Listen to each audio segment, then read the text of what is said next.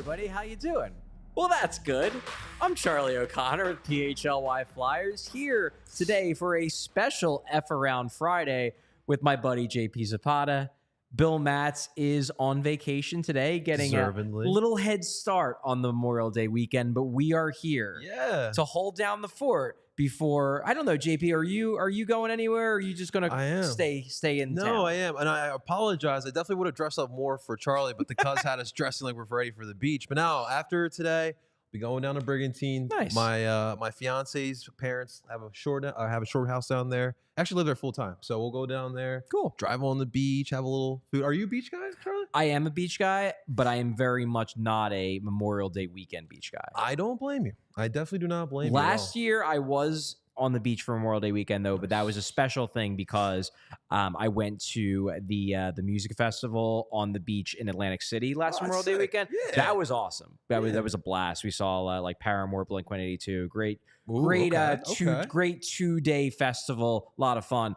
But normally, I am not a beach when the crowds are insane person. No. I will go to the beach in the middle of the week when it's not packed, and those are my ideal beach times. So I will instead be enjoying the significantly emptier city of Philadelphia this weekend. So when I lived in the city, I used to like that, especially in the summer, because you could find a parking spot. Walking in the street was a little more peaceful. So yeah, I completely am with you on that one. And of course, you know, with this holiday weekend, everyone gearing up for the shore, you know, have to bring up the late 2000 Flyers team, Sea Isle, with Carter and Richards. Yes, the old city crew. Yeah. The old city crew, they certainly did make Sea Isle their own, but it's also appropriate, not just because Memorial Day weekend, I'm sure, during the years they were not making playoff runs, was a favorite spot of theirs during Memorial Day weekends of years past. Mm-hmm. It's also something to bring up because while we will get into some modern day Flyers talk, we are going to hold off on the rest of our draft content until next week when Bill Matz is back. This is an F Around Friday, so that's a little bit too serious. However, we're going to reminisce a little bit because on this day in 2010, it was the shift by one Mike Richards, number 18, the captain, against Montreal to close out the Eastern Conference Final. Mike Richards has the shift of a lifetime, scores the shorthanded goal, crashed into the goalie. Just one of those plays that I feel like if you are around our age, like I was in college at the time. I think you're a little bit younger than me, if I remember correctly. But we were kids. Yeah, we were kids. You're in college, in my mind. You're still a kid functionally. Yeah. That was one of those moments that our generation is never going to forget. No, not at all. And it's funny. I had this conversation with my fiance, Charlie, because during that time, I remember in high school, Charlie, everybody was talking about the Flyers. Leading up to the Stanley Cup, everybody, especially after the they come back and beat Boston. Yeah, the Boston comeback. Down 0-3. That's when the buzz started happening. Kids don't even watch hockey. We're talking about the Flyers. They were excited for it. So I mean, that time period was so much fun, and that was really the last time I feel like maybe 2020 a little bit. That was a little bit different because of COVID. Right. But that was the last time where everyone as a community in Philadelphia was talking about the orange and black and excited for hockey. And that's what we're talking about today. We're hoping that we can get back to that. But no, that shift that year was a lot of fun. Yeah, I remember I watched that game I checked actually this morning. It's no longer open. Okay. It was Kavanaugh's on 39th and Sansom in University City. I watched it there. The way their bar was set up, it was like the bar was in an island and there was basically just seats and the bar went all the way around in a circle. So there were TVs everywhere. Big fan of that setup, but it was not packed. It was fairly empty. So me and my friends just kind of took over the place and just turned it into Flyers Central. Love that. For that game. So we'll never forget, seeing that play. They go down early in that game. You're a little worried. They were up 3-1, so it wasn't like they needed to win the game. But come on, you wanted to see them win that game. And then Mike Richards, I'll never forget the call. I forget who it was. It was when there was still versus. But the call was basically that Mike Richards has established himself as the alpha male in this game. And it was just such a ridiculous over the top call. But I've watched that clip so many times that it'll always stick with me. Do you remember where you watched that game? I was so my family, not being big sports fans, I had to sneak and watch it on the small kitchen screen TV, Ooh, okay. 24 inches, Charlie. So I was 16 years old when that happened. So like I remember just watching that series, watching the Stanley Cup. Not obviously at that point in my life wasn't really in tune with hockey, but I was just excited that there was a team in Philadelphia that was doing really well. And it was just a lot of fun. But obviously, with this topic, with the shift, everyone likes to debate which shift was more impactful, Mike Richards or Claude's? But Ooh, Close, I'm sorry. ooh, that's an interesting one. I mean, I look, the Giroux shift has the benefit of coming against the Penguins and coming directly against Sidney Crosby, Exactly, man. and that will add to it. However, in my mind, the Richard shift was more impactful because the Richard shift directly led to a trophy. Now, granted, it wasn't the Stanley Cup, but it was the trophy for winning the Eastern Conference. I mean, that's the last major trophy that the Philadelphia Flyers organization has won. And that I mean, they probably win it maybe in game 6, maybe in game 7 again. But I don't know if they win that game if Mike Richards doesn't change the momentum to the degree that he did. And just like after that play, there was no way they weren't winning that game. Yeah. You just knew. And I'm sure everybody on that ice after watching that was just like, oh God, like, yeah, of course the Flyers are friggin' winning this one. Because it was in Philly, so the crowd was already bonkers. And then you see that happen. Like I was not there. I was obviously watching in a bar. Yeah. But I can't even imagine how loud it got when he scored there. But that's the playoffs, right, Charlie? It's Yeah. about big moments and big players making those big moments. And Mike Richards at that point wanted to make a statement, and that's what Claude did in 2011 as well, making that big statement. And so it's so funny that we're all these years we're still talking about. Was that the first shift, Mike Richards? That like the first shift? Like no one before that had like a shift like Mike Richards. I mean, it's tough to say because I'm sure that other generations have their version of the shift they remember from an old Flyers player. But our generation, I think that was the shift. It Richards was. and then Giroux. Somebody actually, a commenter, Devon just put up on, and this is a shift I remember very well. Claude Giroux in 2010 in Game 7 against the Bruins, and this was Giroux before he became Claude Giroux. He was still a role player on that team, but he was showing what he was going to become. And late in that game, in Game 7 against the Bruins, the Flyers had already taken the lead. Gagne had already scored the goal that would ultimately be the game winner. The Flyers are just trying to kill clock, and Giroux is just forechecking like a demon in the Boston zone for like a good 25 seconds, just killing time against like 3 Bruins. And Giroux was never a big guy. Still is not a big guy. And he's just straight up outworking these bigger players to just keep those seconds ticking off the clock. So that was another great one. I think the Richards shift is on another level personally. And this is coming from someone who, like when I was a Flyers fan, Claude Giroux was my guy. I mean, he was my favorite player on the Flyers. But that Richard shift, given what it meant for the playoff run and what it meant in terms of the stakes, you win this game, you go to the Cup final. I just think that's on another level than the 2 Giroux shifts, which were amazing shifts. I still go back and watch both of them sometimes. But that Richard shift, unless they had won the Cup with another amazing shift, like I don't know what beats that because they haven't made a Cup final since. So it's ironic that we're talking about this because like Mike Richards' shift happened in the season that we all just remember, like such a memorable season, 2010. But then Claude's shift, which is such a big moment, like you just talked about it, like against the Penguins, against Sidney Crosby, and leads into a goal. Like it is pretty funny, but it's just a bummer. Like that shift maybe reaches a level beyond the Richards shift if the Flyers in 2012 then go on and win the Cup. But instead, they beat the Penguins, and everybody in Philadelphia is going crazy. It's like, this is the year they're going to do it.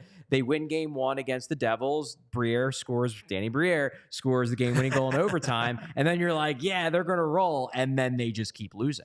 And the Devils just figured them out. They lose in round 2. And that probably was the last, 2020 was interesting because the team was good. Obviously, it was a surprise. People got on board, but it was just different because of the pandemic. There were no fans in the stands. The playoffs were weird. The bubble was weird. 2012, I think, was the last time where it really felt like the Flyers were on the verge of taking over the city because that Penguin series was just so bonkers, so much fun. So many goals were scored. Everyone was paying attention. Then they win the first game against the Devils, and you're like, they're just going to roll. And then it all just fell apart. They just couldn't sustain it. They lose in round 2, and they, aside from, I guess, that bubble series when they beat the Canadians, they haven't been back to round 2 since. They haven't been back to round 2 in front of Flyers fans. Let's say that. Well, we're hoping that OT winner in Game 1 in 2012 will be able to help and bring us back to that prominence, getting over into the second round. Let's take a quick second real quick, Charlie. Let's talk real quick about TrueMark. Charlie, did you hear about my story with my bank getting closed? I don't think so. This was scary stuff, Charlie. Okay. I'm waking up on a Saturday morning, like, any normal person, just check and make sure everything's fine with the finances. Mm-hmm. And I find out my bank closed. And so that's obviously scary, especially what you're hearing about today. All these banks are closing. People are losing money. Now, a little transparency. Did not have $250,000 in the bank account, which I was good to go. But we had Kristen and Megan over from TrueMark over in the office. They were talking to Charlie, Bill, and I about TrueMark and about the credit union difference. And it put me a little bit of ease in mind, knowing that, listen, I'm going to be okay. And they were just great for advice about finances as well. But guys, listen, when you join a credit union like TrueMark Financial, you become a part owner, which means profits come right back to you instead of going to those shareholders. Better rates, lower fees, and a better return on savings. Any more flexible options with all the same digital tools and technology to make all of our lives easier. And best part about it, the reason why we support the Flyers, guys, is because they are our hockey team right here in Philadelphia. We love supporting local, and that's what TrueMark does. Located right here in Fort Washington with 24 branches in the Philadelphia area, it makes it easy to root for a bank like TrueMark. Becoming a member of a credit union has so many benefits over becoming a customer at a bank. It's an absolute no-brainer. So here's what we got to do, ladies and gentlemen. You head on over to TrueMark.com/PHLY to learn more, or you can find a branch near you. Like I said, 24 in the area. That's TrueMark.com/PHLY, federally insured by the NCUA. And thank you to our friends over at TrueMark, Charlie. Yeah, thank you so much. Great people over there. Obviously, JP mentioned, we met with everybody with the TrueMark family. They're great people. Really, really good people. Met with them before I went on vacation. So, so definitely recommend you checking out TrueMark and seeing if it could be a good fit for you. Moving back to the Flyers. So we've done our reminiscing for this Friday prior to the Memorial Day weekend. Now it's time to get into the current day Flyers. Yes. And I want to set the stage before we get into what I hope is going to be a little bit of a rapid fire discussion. But I'm currently working on a piece. I'm finally getting back into the writing swing of things after the vacation. I'm working on a piece about the Flyers cap situation because we talked a little bit about it earlier on in the week about the fact that Bill mentioned it, that Cap Friendly released their updated cap projections. They did the turn. Okay. No longer is the default what the cap situation was last season is what the cap situation is going to be for each team in 24-25, the upcoming season. And the Flyers have, by their estimations, the least amount of cap space available. So I'm doing a piece breaking that down, what it means. The spoiler, and it's going to be an article for diehards only, so check that out. Hopefully, I'm working on the piece. Might be done this weekend. Most likely, it'll be out early next week, but it's coming, so keep an eye out. The spoiler is that the cap situation is not in as nearly precarious of a situation as some people that take a quick glance at that might think. However, it's worth noting that when you're looking at their cap situation for next season, it does show that they're not going to be ready next year, regardless of whether Mitchkov comes over or not. That's still up in the air. We'll see how that plays out. They're not going to be ready to fully take advantage of a lot of cap space, at least until 2025, 2026, probably not in full until 2026, 2027. Like going through the cap charges that at least before they start doing some maneuvering are on their books for next season. You got Cal Peterson at $5 million. You got Kevin Hayes at 3.571.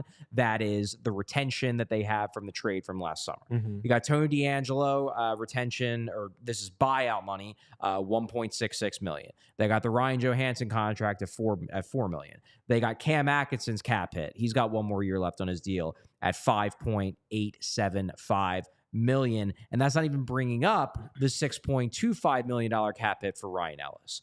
So we're talking about, before we start looking into the possibility of buying guys out, Atkinson's an option there. Johansson, if he's healthy, is certainly a buyout option. before you look into demoting guys like Cal Peterson. Certainly think that's in the cards. But before you get into that, we're talking about $26 million worth of functionally dead cap space on their books right now for next season. That's not going to get cleared out. Now, as I said, there will be ways for them to maneuver. Some guys can be put on long-term injury reserve. Some guys might be bought out. Some guys might be demoted for a bit of cap relief. But they're not going to be able to get rid of all of it. Like the charge is the retention charge from Hayes. That's not going anywhere for 2 more years. Right. The buyout charge for D'Angelo, that's just there. It's going to be there until it's not. They can't do anything to sugarcoat that. That's just there. So while those numbers are in place, the Flyers can't take full advantage of their cap to build a great team, which kind of has me thinking, okay, so the Flyers probably, based on the way they've set up their cap structure, and I don't think this was a mistake, they are in rebuild mode right now. So they are using their cap space as a way to acquire assets. Like they don't get that first round pick in the Provorov deal and also a second first-round pick that they got by getting Sean Walker if they don't take on the Cal Peterson contract in the Provorov 3-way trade. They don't get the first-round pick in the Sean Walker trade if they don't take back the Ryan Johansson contract. Yeah. I understand why they're taking on these deals. It makes sense. They're in asset accumulation mode right now. However, because you've done that, you've now hamstrung yourself for at least the next year, probably next 2, in terms of building the best possible NHL team. Really, they are not going to be able to go full out, guns a-blazing, attack the trade and free agency market to try to build a maximized cup contender until 2026-27, which is what brings us to the conversation I want to have, which is not this season, not this upcoming season, not even the season after that, but in 2026-2027. Who is still going to be around that is currently on the roster? Not even talking about prospects. I don't want to get into Mitchkov. I don't want to get into Oliver Bonk, guys who haven't established themselves, because I don't know when they're going to be ready. I don't know when they're going to be here. I'm talking about the guys who are here right now, who right now we've been talking all year about, are they part of the core? Can they be part of the long-term solution? Let's have a little fun on the Friday before Memorial Day weekend, and let's just go through the team. And let's do some snap guesses on every player as to whether they are going to be here in 2026, 2027, when the cap situation gets to the point where they can really start going for this. I love that you always put things in perspective, but I cannot wait because Johnny Hockey to Philly, the Nylanders to Philly camp are not going to like this, but you're 100% it right. Could be like, the whole Johnny Hockey idea isn't let's just trade for Johnny Hockey. The Johnny Hockey idea is based around the rumors around Couturier. It's like, well, if Coots wants out, he just got a new agent. Maybe you can do a bad contract for bad contract kind of trade. Like that's where those are coming from. The Flyers would be foolish to just take on the Johnny Hockey contract for no reason. But if you can do it in a way where you're creative, if Sean Couturier, and I'm certainly not saying he's done this, but if he were to go to Danny Briere, who he's very good friends with, they have a long-term relationship, and he's like, I just don't want to play in Philly anymore, then maybe those types of guys, Jonathan Huberdeau was another guy brought up, maybe those kinds of guys are on the table. That said, if you're expecting the Flyers to go out and, offer Sam Reinert a 7-year, $10 million a year contract, that ain't going to happen. Like they're not in a position where that makes sense. In 2026-27, the calculation changes. Then you have all this cap space. Everything comes off the books. Mitchkov presumably is still on an ELC as long as he successfully got over here, whether he's here this year, next season, that season. That was originally going to be the year, had his contract. If his contract stays in the KHL, that would be his first season, which is why I feel like people who are looking far ahead are saying that's probably the year you want to go for it, which again brings me back to the point, who's still going to be here when we get to 2026-27. The cap situation is hopefully cleared up. Mitchkov, as long as there wasn't some geopolitical disaster, is definitely here on an entry-level contract. Knock on that wood. Who's going to be here? So let us start. Bill Matt saying hi. Bill! Greetings from Sea Isle. Thank you, Bill. Love it, Bill. Glad that you're already on the beach. Have fun. Have some Have some Ollie Pops mixed with some of your liquor. You deserve it. You deserve it, buddy. Let's get some of your cocktails. Love it, man. But let's kick off the Let's do rapid it, man. fire. Kick off the rapid fire with the player on the team with the highest cap hit. Sean Couturier. Coots. Now, in 2026, he will be 33 years old. Mm-hmm. He will have 4 more years left on his contract in 2026. His no movement clause will still be in effect.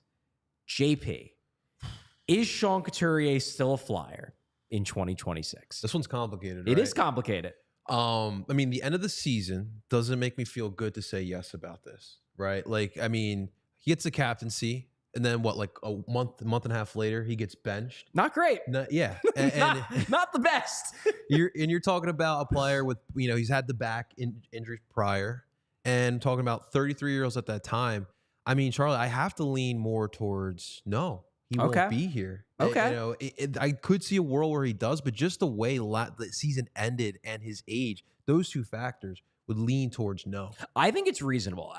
But I will say is that if he's not going to be here, it's going to be because they found some sort of creative trade. Because I really don't think they would go the buyout route. No. That would just bury their cap situation for so long. It would be because they do a trade where they swap a bad contract for a bad contract, and because Sean Couturier makes it clear that he wants to play elsewhere, that he can't coexist with John Tortorella, that for whatever reason, he doesn't want to be a Flyer anymore. I'm going to say yes. Okay. And the reason why I'm going to say yes is because I just don't know. Number one, I do think he wants to stay. I don't think he's in love with John Tortorella right now, but I also don't think John Tortorella is necessarily going to be the coach.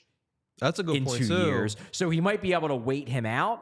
But the big reason is because the no movement clause plus the contract, that is a huge cap hit. $7.75 million for a guy who last season had a good first half and then dropped off. We don't know if he could even be traded.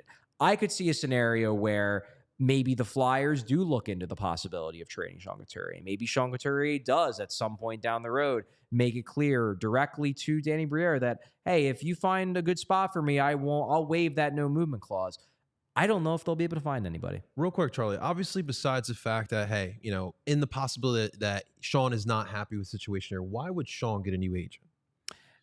So I think, number one, I think part of that probably was the fact that I don't think he was super thrilled with the way his old agent handled the scratching situation. When he went into the interview with Kevin Kurz of The Athletic, it unnecessarily escalated the situation. So I think that was part of it. Okay. I also think, and I think this is the key, I think that Couturier is looking at this as a just-in-case kind of thing. That he went to Pat Brisson, who's like the power broker agent in the NHL, where, look, I want to make this work in Philly. I'm not trying to get out. I just got the captaincy. I spent my whole career here. I'm legitimately like close friends with the GM. I go to his kids' birthday parties, and he goes to my kid's birthday party. Like, we are friends. But if 6 months down the road, a year down the road, this gets worse, I want to have a GM or an agent who can quietly gauge my value around the league and then can go back to Danny and be like, hey, we talked to Anaheim and they might be interested in trading for me, and I would be cool playing the rest of my career in Southern California. Like, that's the kind of thing that Brisson can do. So I don't necessarily think this was a, like, Brisson, like, this wasn't a slap shot, trade me right fucking now on the phone kind of thing. But I do think that Couturier wants to be in a position where if he has to go that route, he has someone who can pull it off. Okay. All right.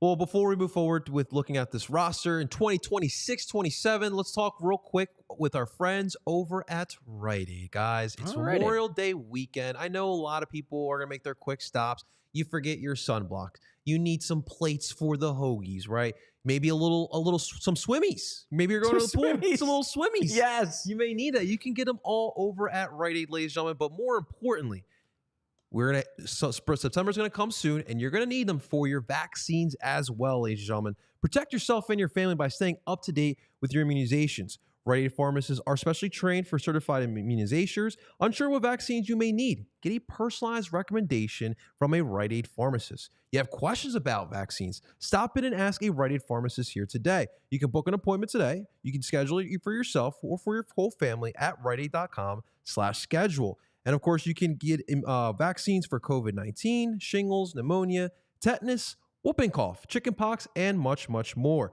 So here's what you got to do here, ladies and gentlemen. Head on over to the vaccine centers at Rite Aid. Select Rite Aid stores have a dedicated pharmacist ready to administer vaccines and answer all of your questions. Have questions on what immunizations you may need? Not sure if you're up to date? Feeling nervous to ask some questions? A Rite Aid pharmacist will take the time to make personalized recommendations based on your health history and discuss any concerns you may have as well. No questions are too small, ladies and gentlemen. Just walk in, schedule an appointment. Monday through Friday, 10 a.m. to 6 p.m. is when they are available. State, age, and health restrictions may apply. Ask your Rite Aid pharmacist for details here today. I might have to stop at Rite Aid before I ran out of sunscreen myself, so I'm gonna have to stop at my Rite Aid as well. Charlie. I was actually going to say the same thing. You know, we are reaching that point of the year where I need to put a lot of sunscreen on. I have red hair. I have freckles. I have extremely fair skin. This is the time of year where I have to put on sunscreen pretty much every time I walk outside my door. I get it, or else I might get skin cancer immediately. Yes. Not in 20 years. Like, it will pop up on my skin immediately. I just need to always have sunscreen. And Rite Aid will have the sunscreen for me. That's right. We also need Charlie looking like Larry the Lobster. We like Charlie the way he looks now. So stay up with your sunscreen, guys. Rite Aid. Rite Aid is the answer. Okay, so Charlie? Continuing on. Sean Couturier, we've talked about him. Second one, I think we're probably going to have the same answer here. Second one. Owen Tippett. Owen Tippett obviously was signed to his extension midway through the season. Will kick in this upcoming season. He will have 6 years left on the deal in 2026. He will be 27 years old. Doesn't have any no trade protection, though. So in theory, if the Flyers got involved in some sort of blockbuster, he could be a guy who gets moved out for maybe a higher end player. But JP, gun to your head. Is he on the team in 2026? Is he part of the long-term solution / plan? I'm going to say yes, and I really do hope so. We've talked about it too with Bill. Maybe a bigger role here in 2024, 25, maybe on the PKs. Bill had an interesting take about that. But in general, I just want to continue seeing him involved as a player. I love his shot.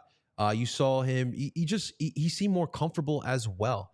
One of those players now, you had some question marks about. Obviously, it is a solid season in 22-23. But what was he going to look like here in year two with Torts? I love his game, Charlie. I really do, and I really hope he can stay. But like you said, I mean, blockbuster trades. Sometimes you can't say no to that. If Owen Tippett's a prospect that they want in there, it's going to be tough to say no. But I really hope he's here, man. Yeah, I think he's part of this. I think that it would have to take as you put it, a blockbuster trade where you can get, like a Leon Draisaitl or like somebody who is just a straight up star. And they're like, well, we'll only do this if you send back Owen Tippett. That's the only scenario. I think they are really sold on Owen Tippett, the player, and Owen Tippett, the person. Mm-hmm. They wouldn't have given him an 8-year deal if they did not believe that he should be part of this. And he'll only be 27 by the time we get to 2026. So it's not like he'll be on the back end of his career. He'll be in the heart of his prime. He, in my mind, fits the timeline. And with the cap ceiling going up, as it's expected to do over the next 2, 3, 4, 5 years, now that we've gotten past the payback portion coming from the pandemic and when the cap was stagnant, I think that cap hit of his could look pretty good by this point. And the Flyers would look at him as a guy that, even if he takes only a little bit of a step forward and becomes maybe a 30 to 35 goal a year guy, I don't think he's a guy they're going to be wanting to trade. So I'm going to say Owen Tippett. I'm going to agree with you. He is here in 2 years in 2026. Real quick, because we had a super chat here by our boy Vince Pellegrini. Okay. If Sean Couturier is still here in 26, 27, where would you slide him? First, second, third, or fourth line? I mean, I guess that just depends on how good he is. Like, we just don't know. I know, so much uncertainty. Yeah, like, if he's the guy from the first half of the year at the start of next season, and then he's coming down, because he's going to decline as he goes into his 30s. We know that. Yeah, but if he shows up next season and all year is the guy from the first half of last season, then I would say he could be the second line center maybe in 2026. But If he's the guy from the second half of last season and that's where he starts from, then we're talking about a guy who is an overpaid third line, if not fourth line center. So I'm not ready to say where he's going to be because I don't know what Sean Couturier we're going to get next season. I don't know if the second half was a harbinger of things to come or if that was just the result of a guy who missed a year and a half and got worn down and got overworked. And then his body just said, sorry, you need to take 6 months off before you'll start working the way you're supposed to again. We're going to find out a lot about Sean Couturier and what he can actually provide on the ice next season. So not really ready to give him a spot. I would say that if he's the Flyers' first line center in 2026, though, they ain't winning shit. Too much uncertainty with Coots right now. It's just, it's hard to pick there. All right. So now we're going to go with a guy who truly is a pivot point for this organization. He will be 29 in 2026, but he very certainly is not under contract right now with the Flyers in 2026. His contract expires next summer. Travis Konechny. This one's tough, Charlie. Is he going to be here in 2026? Will the Flyers re-sign him or will the Flyers trade him? JP, is he here or is he not? What's your thoughts? I say yes, because I do think that they will agree to a contract extension this summer with him. What that number is going to look like, that is super hard. And I'm so glad I'm not part of that decision making because, like, I mean, obviously, dude, he was on a tear for most of the season. Yeah. And then in the most important part of the season, I mean, he really unfortunately did not show up.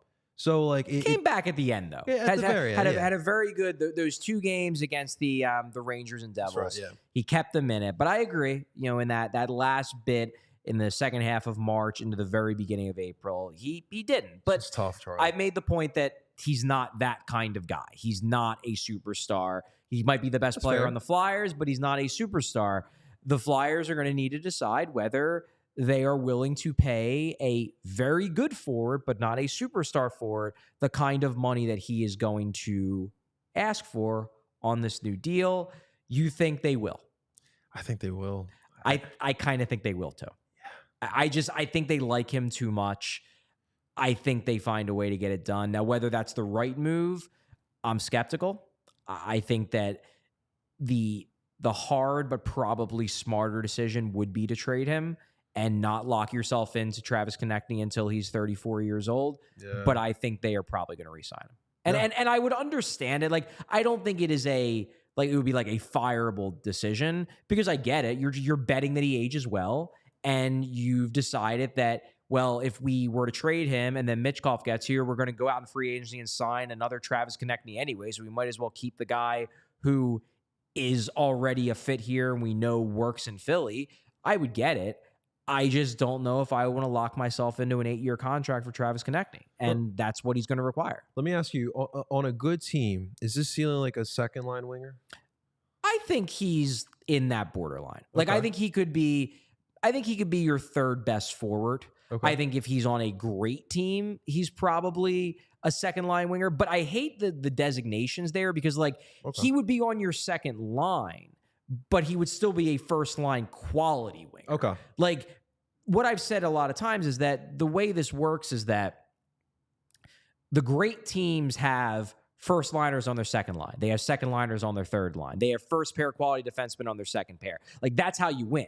If you have a team where you have 3 first liners and 3 second liners and 3 third liners in terms of quality, you'll probably make the playoffs every year, but you're not going to win anything because you're going to lose to the teams that have stockpiled so much more talent. Is that Toronto's problem? Toronto has a lot of problems, but look at Dallas. Like, Dallas right now has guys like Wyatt Johnson and Logan Stankoven who are on their second, third lines that probably are going to be first liners when all is said and done in their career. And the reason why they're such a good team, the reason why they might win it all this year, even though they lost last night in overtime, is because they have those guys who are like top of the lineup caliber players playing further down the lineup because they just have so many of them. So if Konechny's on your second line, like, yeah, maybe on a great team, that's where he is, but I don't think that makes him a second liner. I think he's still a first line caliber player. It's just that if you want to win cups, you need first line caliber players on your second line. Good point. It's a really good point. We got another super chat here. Another super chat. What do we got? Dylan Phillips. Who would you target with TK with a first package? TK Florida first package. Okay. I gotcha. It just depends. I mean, I would like to, if I was trading Travis Konechny, I'd love to get a forward with high end upside under the age of 25. Now, whether that guy would be available for Travis Konechny, I don't know. But like that would be what I'd be targeting. If I couldn't get that, I would do a package for a lot of picks. And then maybe you could package those picks for one of those guys.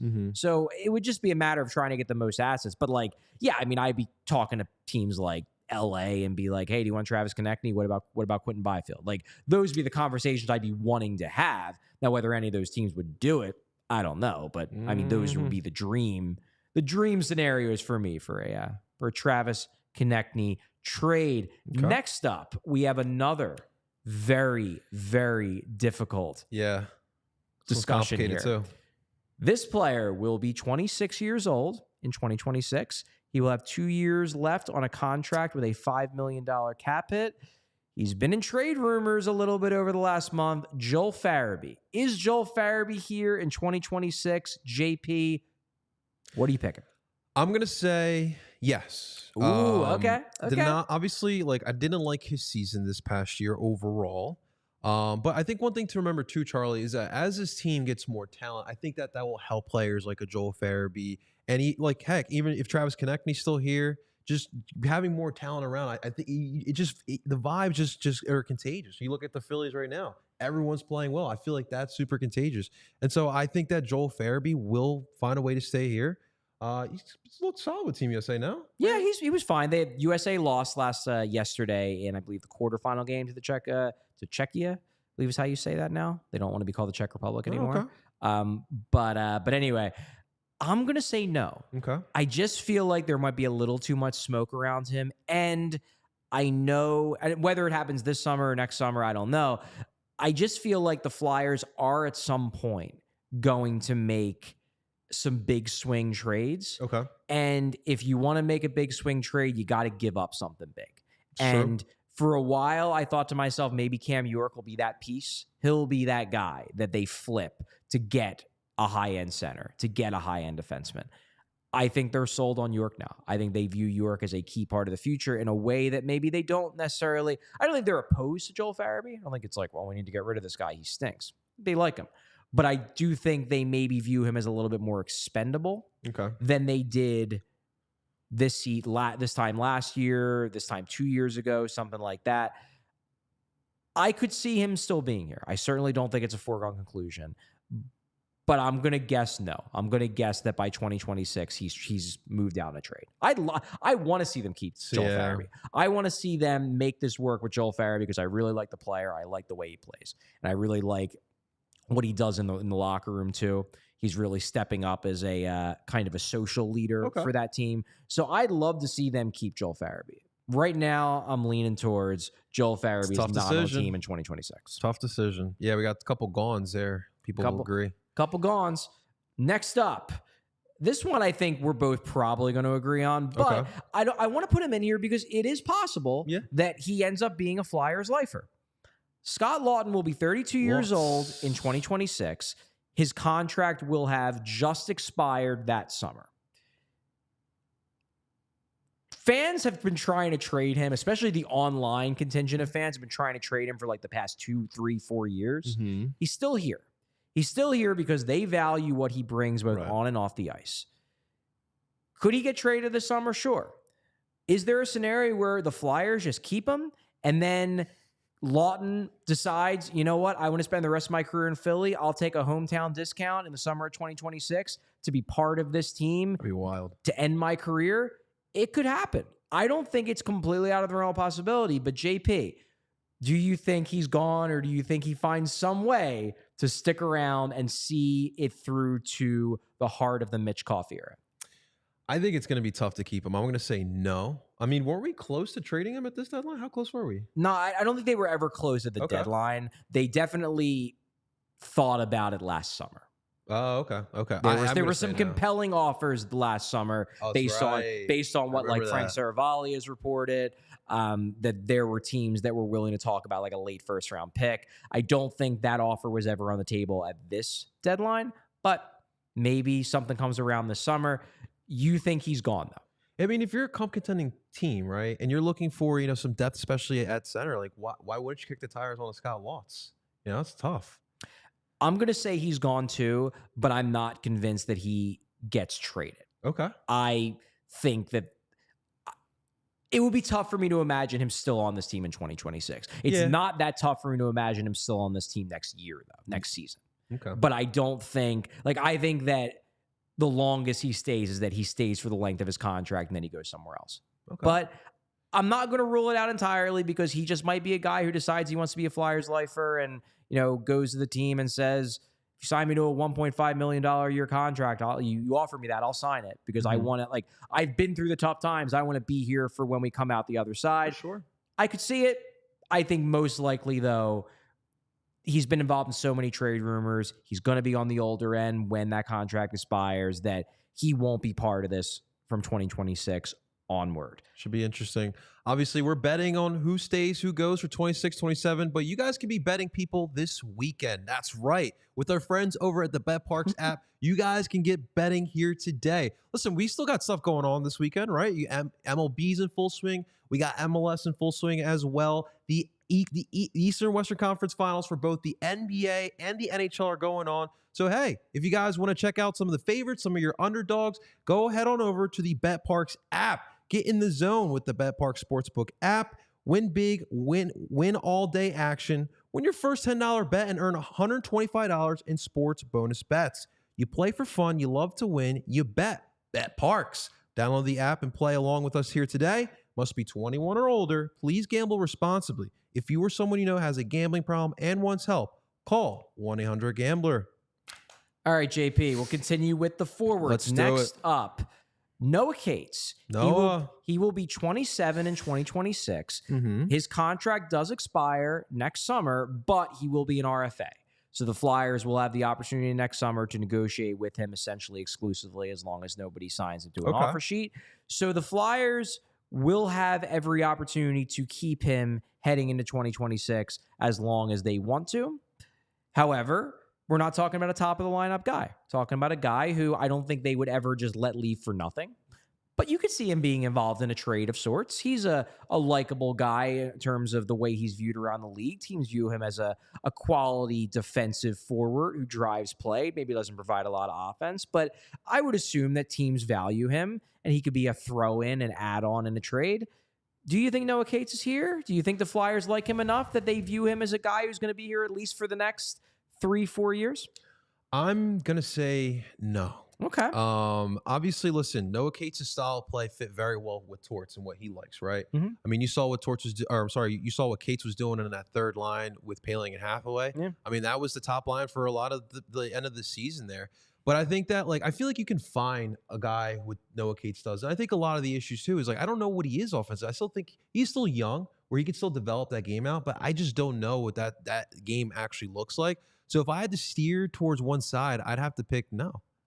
I'm going to say yes, and mostly because I just don't think there will be a lot of motivation to get rid of him. Okay. My thing is, I don't know how much value he would have in a trade. That's for sure. Especially if he's no longer a center, if he's just a winger, like a bottom six winger. And I don't think he's going to cost that much in his next contract negotiation unless he explodes offensively next season, which I'm not necessarily expecting to happen. Right. I think the most likely scenario for Cates is that he gets, a 3-year contract next summer, which at the very least will carry him through the end of his 30s. I don't think Noah Cates is a game changer, but he's a really good advanced stat guy. He drives play well. Obviously, he's gotten on the good side of Torts, but I think he's the type of guy that will get on the good side of almost any coach. He's just kind of a coach's dream type of player. He's such a smart hockey player. I don't think this is a case of the Flyers will be turning down trade offers because they desperately want to keep Noah Cates. I just think the path of least resistance is probably them keeping Noah Cates. Also, what position is he? Well, I think he's a winger. Okay. I think he's better at wing. Obviously, he played a lot of center 2 seasons ago when the Flyers didn't have Coots, but it seemed like in the second half of this season, he kind of fell back into the wing spot. I think he's probably a winger long term who can play center in a pinch. Okay. I think that's who Noah Cates is. Next up, JP. I am having problems with my computer. Who's the next player? All right. So we have here Garnett Hathaway. Garnett Hathaway. 34 years old. So he will be 34 years old. His contract expires next summer. So the Flyers very easily could just let him walk next summer, say, thank you for the great 2 years. You were a fan favorite. But you never know if the Flyers might say next summer, we love this guy too much. He's still got stuff left in the tank. Let's offer him an extension for another 2 years to be a fourth line, energy, physical, fan favorite type guy. Is Garnett Hathaway going to be the kind of guy the Flyers will prioritize next summer? They won't trade him. They won't let him walk. They're going to say, we need a little bit more Garnett Hathaway in our lives. Listen, I loved Garnett's game this year. I mean, you look at that Florida Panthers game, scores with what, 2 seconds left on the clock, whatever it was. That was a great goal. I was down there for that. Yeah, he gave us some fun moments, but I mean, just based off that age, it's going to be tough to keep a guy like Garnett Hathaway. I'm going to say no. Yeah, I'm going to say no too. I think he's the kind of guy where you get the 2 good years out of him. You shake his hand, say thank you for your service. You were a great Flyer. You're welcome back anytime when we do an alumni game because everybody loves you, but it's run its course. Yeah. You're going to have young guys that are going to need those spots. Hopefully Hathaway will have provided the kind of culture building they wanted him to provide when they signed him. But signing a guy like that at age 33 who isn't even really a middle of the lineup guy. He's a bottom of the lineup. He's a really good bottom of the lineup guy, but he's a bottom of the lineup guy. I just don't think that's a path they're going to take. So I'm going to say, agree with you that no, in 2026, Garnett Hathaway will not be on the team. That's right. Next up, here's a fun one. Another interesting one. Here's a fun one. Morgan Frost. He will be 27 years old in 2026. His contract expires next summer, but he's an RFA, so the Flyers will have every opportunity to re-sign him if they want to. However, how many trade rumors has Morgan Frost been in over the last 2 years? How many battles has he had with John Tortorella? It feels like he's been traded so many times, but he's still here. Is he the ultimate survivor, the consummate survivor who he'll be here at age 32 and be like, I can't believe Morgan Frost spent his whole career in Philadelphia? Or is he a guy who ultimately does get moved in a trade for a bigger name? You can't keep all these young kids. It's fair. I'm going to have to say no. Only because of what you just said there. I think he may be added to a trade as a piece. So I'm going to say no for Morgan Frost. I'm going to say yes just because it would be really funny. Yeah. And because he is getting better. He's becoming a better all-around player. And the guy who I saw last season is a guy who can be a middle six center for me in the NHL any day. Any year he can be on my team. I'm sure he will be in so many trade rumors. And he will always be a guy that people talk about. And I do think that it probably is the most likely scenario that he gets moved somehow.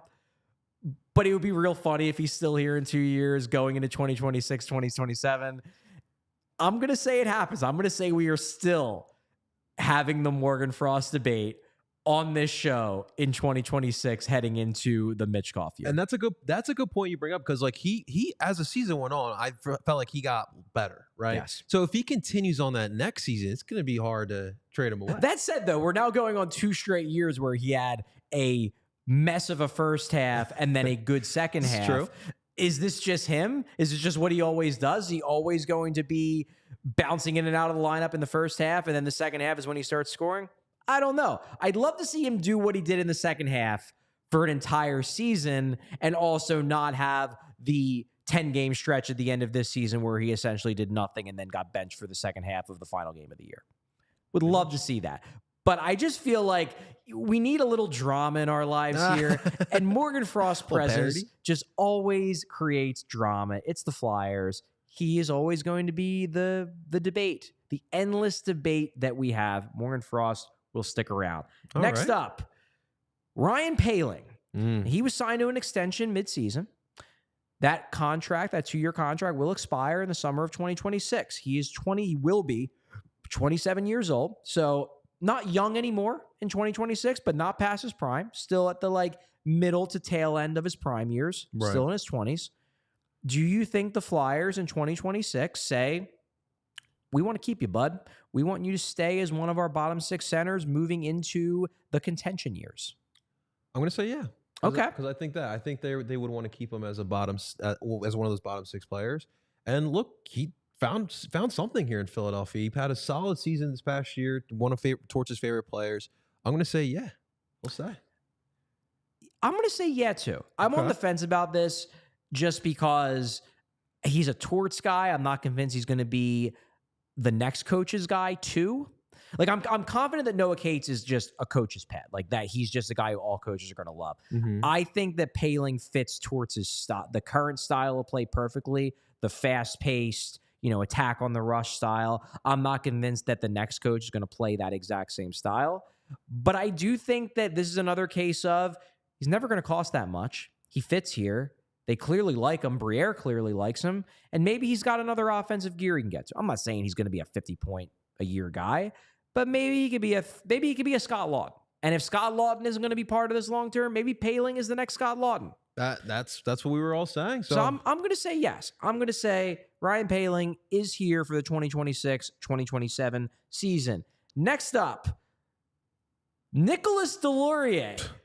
His contract expires in the summer of 2026. They will have the opportunity to re-sign him at age 35. JP. Chuck gave him that contract, right? Chuck did.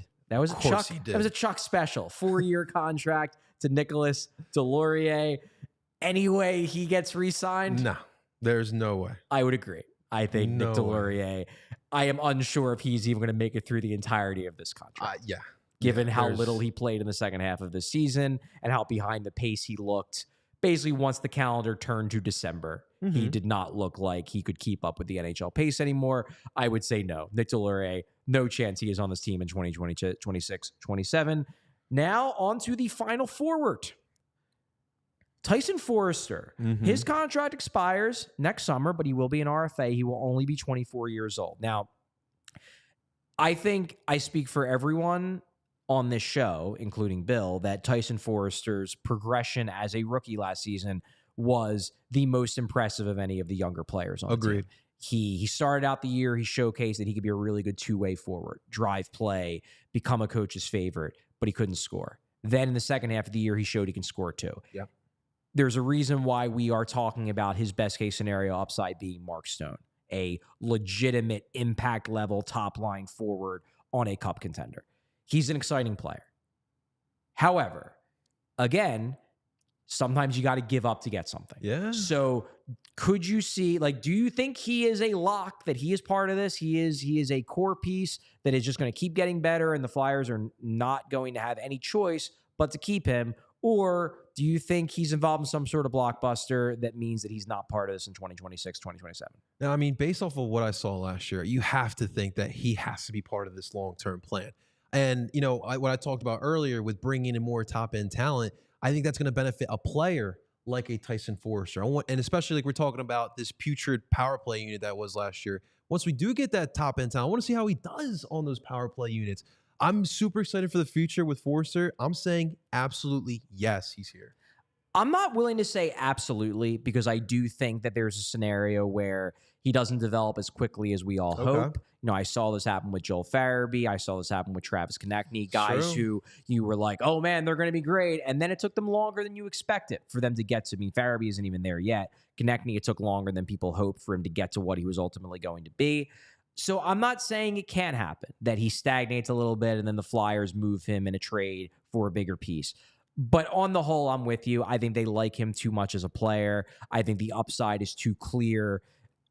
I don't think he gets traded in the next 2 years. I think he is part of this. Plus, I think the one thing that excites me about Foerster in the long term is that I like his theoretical match with Michkov on a line. Because Michkov is a small player who would benefit from having a very defensively sound big winger who can win the puck battles and do all those little things to give Michkov more time in the offensive zone to work his magic. I like the idea of having Tyson Foerster on the left and Michkov on the right, and then hopefully some center they either draft or trade for in the middle who can get both of those guys the puck to score all the goals. But I like the idea of Foerster being on a line with Michkov long term. I just think that could work to counterbalance some of Mitchkoff's physical limitations. Okay. So I'm going to say Forster is on this team in 2026, 2027. All righty. Well, real quick, Charlie, let's take a quick second to talk about our friends over at Coors Light. Guys, MDW weekend is here. I think it's time to chill. It's time to chill, guys. We're about 10 minutes away from chilling. Yeah, that's right.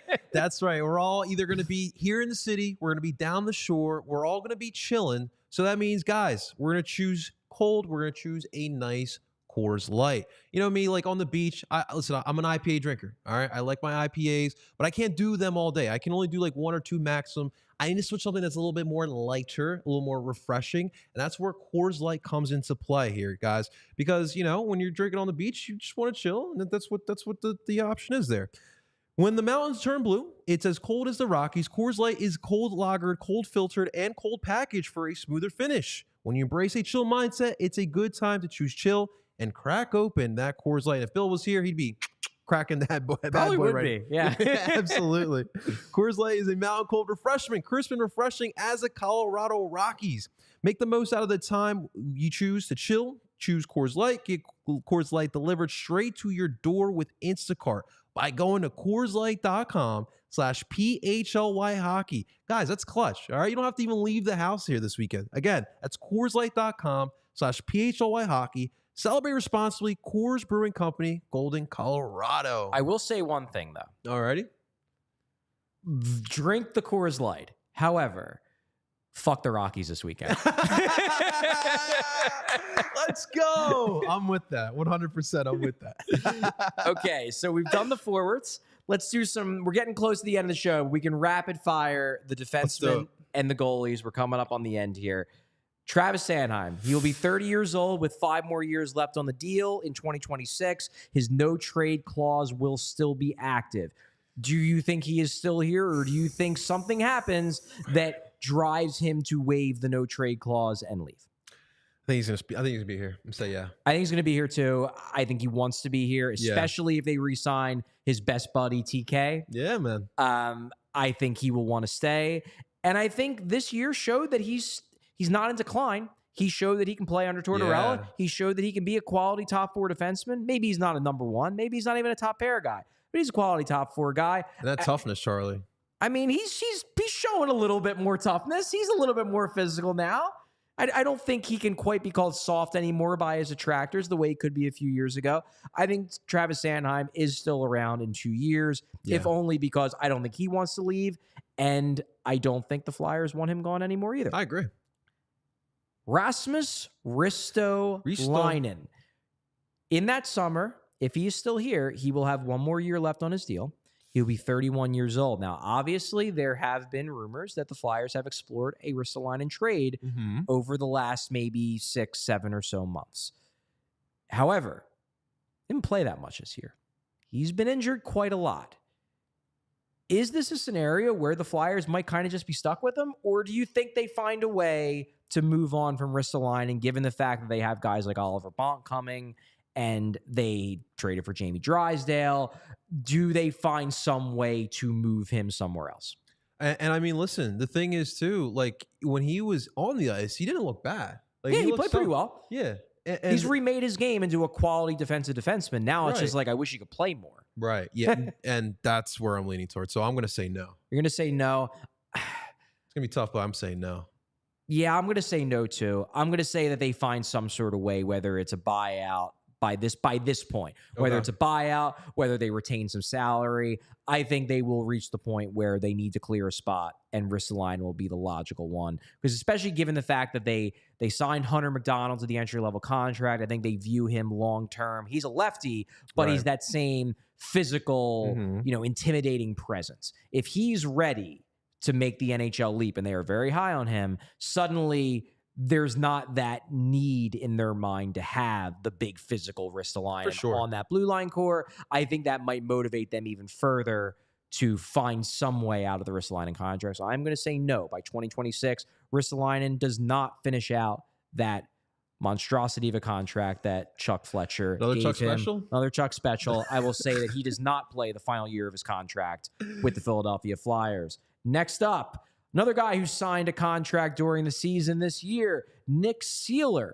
He will have 2 more years left on the deal that he signed right around the trade deadline just a few months ago. He will be 32 years old. Will he be here in 2026 still? No. You think he's going to be moved? Nick Seeler, yeah. Really? Yeah. That's interesting. You think he's here? I just think he's one of those culture guys that they're not going to get rid of. Okay. I think he's a quality player, but I think he's just one of those dudes who they'll just move down to the third pair and let him be the physical shot blocking, tone setter type of dude. You think they'll trade him though in the next couple of years? I think so. Like they'll find a trade partner for Seals. Good, like you said, good locker room guy. Good locker. No, I mean there will be teams that would be interested in him. I'm just skeptical they would move him, but he's on a good cap hit. If they feel like they need to clear a spot for a young guy, maybe they draft, one of the top tier defensemen at 12, and then that guy's ready, and Oliver Bonk's ready. Maybe they have to clear out some spots, and maybe Nick Seeler is one of those guys they move out. It's possible. Yeah. Next up, Cam York will be 25 years old in the summer of 2026. His contract does expire, though, next summer. He will be an RFA, but he will be in need of a new deal. We don't know what that ask is going to be like. Do the Flyers lock him down and make him a core piece? I mean, listen, we saw the year he had. We didn't know what we had in him before the season. He had a great season. I'm going to say he's here by then. I think they'll find a way to lock him up to a deal after this year. I think so, too. He's the kind of guy where I wouldn't be surprised if we hear... I don't think he's a July 1st extension. Okay. But he's a guy where I think they like enough where they're not going to wait until next summer to sign him to an extension. They'll start talking with him to see what it will cost to sign him to maybe not an 8-year deal. Maybe they won't give him like a Tippett deal, but maybe they'll look to do like, 5 or 6, something like that. I think they view Cam York very much as part of the long-term plan. I hope so, on this blue line core. I think they love what he showed last season. Yeah. And I also don't think he's the kind of guy that they're going to try to trade. I think they're going to look to keep him as one of those core top 4 defensemen heading into the rest of the decade. So I'm going to agree with you. Cam York sticks around. Last defenseman on our list, Igor Zamula. Oh, we got 2, actually. Do we have 2? Oh, Jamie Drysdale. Jamie Drysdale. Fly guy, the dry guy. Dry guy, the fly guy. I love it. Jamie Drysdale. So contract expires in the summer of 2026. He would still be an RFA. He would only be 24 years old that year. This really is a question of whether you believe in him or not. I know. This one's tough, too. I think I'm going to lean towards no. You're going to lean towards no. You're going to lean towards they try to make him into what they want him to be. They can't do it, and then they move him. It's not even like, because I think he's got the ability. I think he'll get there. But it's just the injuries, Charlie. I'm concerned about that more than anything. He could still be on the team if he has injury problems. Right. Just then he's just always injured. This is true. He could still be a Flyer. Yeah. Just not a guy you're looking at as a core piece because he can't stay healthy. And I really do hope he sticks around only because of the trade he was part of. But if I had to lean toward, this one's tough. I have to lean towards one. I think I'm going no. I'm going to go yes, just because I feel like the front office really, really likes him. And they know that he was the guy they got back for Gauthier, and they're going to know that they need to get something out of that. I hope so, Charlie. I don't think they would give up. I don't think they would decide to cut bait with Drysdale because they feel like they've invested so much in him by that point. So I think Drysdale, I don't know if he's going to be a stud by then. I don't know if he's going to be viewed as completely injury prone or if he's going to just be a underwhelming third pair defenseman by 2026. There's a lot of possible outcomes for Jamie Drysdale. I just think that they are too invested in his future to give up on him within the next 2 seasons. So I think he will still be part of this defense core in 2026. Obviously, he can skate, Charlie, and that we caught that right away when he came here. Yeah. Great skater. So next one, I was just about to say it. Igor Zamula, 26 years old in 2026. He's an RFA right now. And the assumption is he's going to get a new contract. I guess it's theoretically possible they could choose to not qualify him and let him become a free agent. But spent the whole year with the team. Guess he showed flashes. Do you think he's here in 2026? I'm going to go no. Not a great year. He got a lot of playing time, too, more than he has in a Flyer uniform.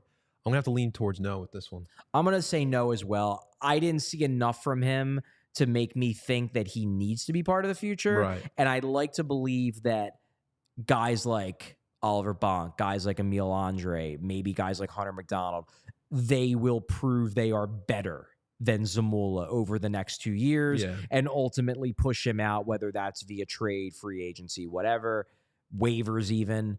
I think the most likely scenario is that he is not part of the long-term future of the defense, but I think he'll get signed. I think they'll give him another contract, and we'll see if he takes a step next year. Okay. We are now done with the defensemen. We just have the 2 goalies. Sam Ersson. This one's tough. 26 years old is what he will be in 2026. His contract expires the summer of 2026, but he will still be an RFA. So they will still have full control over his rights that summer. All they would need to do is sign him to another contract, and he will at least still be part of this for the 2026-2027 season. Do you think he is, or do you think the Sam Ersson era will be a short one? I think yes. I just don't know what role he will have with the team, whether he be the 1 or the 2. Fair. But I think he'll be here. I just don't know what role he'll play. That's fair. It's fair. I would have to agree with you. I think that, look, I'm an Ersson believer. Yeah. I don't know if Ersson is a clear-cut number 1. Right. I'm not quite there. I do think Ersson will be at the very least a good tandem goalie, a goalie who you can play 35, 40 games a year and he can put up solid numbers. And I think that kind of goalie, unless they unearth a super stud some other way over the next 2 years, I think that kind of goalie will at least be valuable enough for them to sign to like another bridge deal, like another 1 to 2 year contract while they're waiting on guys like Zavragin and Bjarnason and whoever they draft in goal this year, because they're probably going to draft at least 1 goalie this year. I think he will at least be part of this in 2026, 2027. Agreed. Last one. Tough. The Giant, Ivan Fedotov, obviously signed his extension very recently. However, he's not young. In 2026, he will be 29 years old. His contract will be expiring the summer of 2026. And unlike Ersson, who will be an RFA upon the expiration of that deal, Fedotov will be a UFA. So the Flyers could very easily, if they don't like what they saw in Fedotov over these next couple years, could just shake his hand, say, you know, we're glad we gave you the shot. It just didn't work out. Have a great rest of your career in Russia. However, if he plays real well, 29 isn't that old. Right. They could give him another contract and make him into their starting goalie for the next 2, 3, 4 years. Do you think Ivan Fedotov will last past his contract, or do you think this is the only contract he will get as a Philadelphia Flyer? Another tough one. You can go 50-50 either way with this one. Such an unknown with Fedotov, but I think I'm leaning more towards no. Okay. I probably lean towards no as well. I think that's because my personal bias is that I think Ersson is going to win this battle. I think Ersson is going to win this battle, and I'm also pretty high on Kolosov. My vision for the future tandem of the Flyers is an Ersson-Kolosov tandem. Okay. Fedotov, I want to see what they have in him. Obviously, the size, the athleticism, it's a very intriguing package. But I am an Ersson guy at heart, and I think Ersson's going to win this battle, and I think Kolosov is part of this, and that necessarily means that somebody has to be the odd man out, and I'm going to say it's Fedotov. Yeah, it's definitely going to be tough here, but we'll see. We'll find out a lot about Fedotov this year, as well as Ersson, because Ersson now is going to have the full season. Yeah. You know, obviously Carter Hart was the main guy at the beginning of the season last year, so it's going to be fun to see what we exactly have at the goalie position. And hopefully they won't be running Ersson into the ground like they did in the second half, and we'll get to see what he can do over a full season when he's not taking an insane workload for 3 straight months. That is correct. It's going to be fun to see what these goalies can do. It's been fun today, JP. Yeah, it was a lot of fun, It was Charlie. a cool show. Nice little F around Friday on the way into Memorial Day weekend. Did a little rapid fire predictions on the future of basically everybody on the Flyers roster, everybody that has any real chance. Like I didn't do Cam Atkinson because I think we all know like there's a chance he's not on the team this year. There's certainly no chance he's going to be on the team in 2026, 2027. But we pretty much did everybody else. So I hope you enjoyed the show. Yeah. I really hope you all enjoy your Memorial Day weekend. Hope everybody has Monday off and can take full advantage of it. For sure. Whether you're going down the shore, whether you're going to be hanging out in the city, whether you're going somewhere else to see family. Hopefully you all have great food. Yeah. Hopefully you have time to chill, whether that's with an alcoholic beverage or a non-alcoholic beverage. We love to chill here at PHLY. Thanks so much to everyone for watching. Thanks for listening. Real- Thank you so much for you, real JP, quick, as well, for joining. Just want to let people know that PHLY Flyers was presented by Mortgage CS. So make sure you guys check them out. MortgageCS.com/PHLY to start your home buying process today. Company NMLS ID 1464766. Have a happy Memorial Day, guys. Bye, guys. We all silly like the mayor.